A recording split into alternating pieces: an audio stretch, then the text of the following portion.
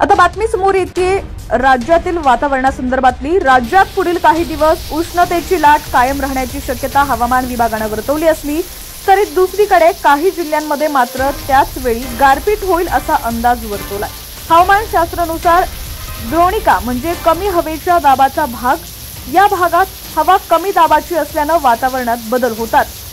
ढग तयार होणे, पाऊस पडणे किंवा वादळ येणे यासारखी परिस्थिती निर्माण होण्याची शक्यता आहे। ओडिशापासून पश्चिम बंगालपर्यंत उत्तर दक्षिण दिशेत कमी हवेचा पट्टा तयार झालेला आहे।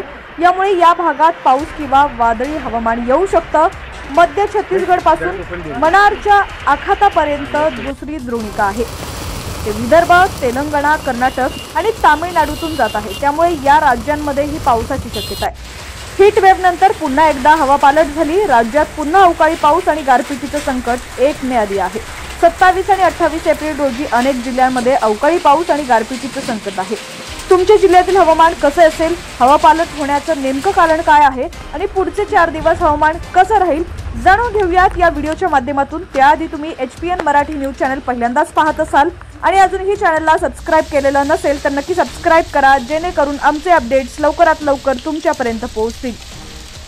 26 एप्रिल रोजी सातारा, घाटमाथा, सांगली, सोलापूर, परभणी, बीड, हिंगोली, नांदेड, लातूर, धाराशिव, अकोला, चंद्रपूर, गडचिरोली या जिल्ह्यात पुन्हा एकदा वादळी वाऱ्यासह अवकाळी पावसाचं थैमान पाहायला मिळणार आहे।